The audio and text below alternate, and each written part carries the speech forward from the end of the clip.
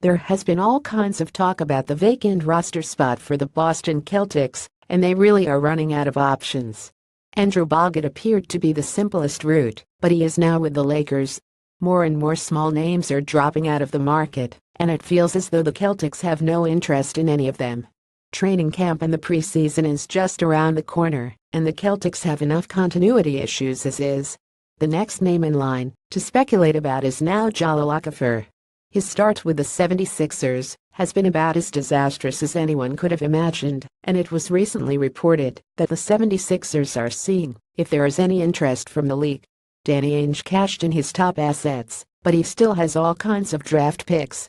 It is easy to tell that there is very little interest in Okafor, and the 76ers have absolutely no leverage.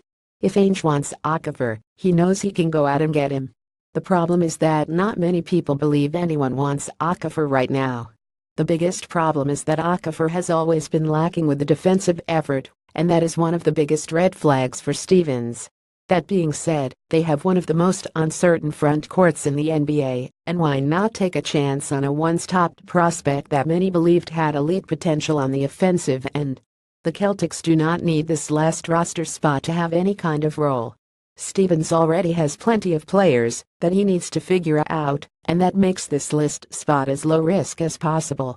At this point, it is hard to imagine anyone being left out there that is considerably better than Okafor, and it is hard to imagine there will be any with his unlikely high-end upside. Okafor has never really had a chance to properly showcase what he can do.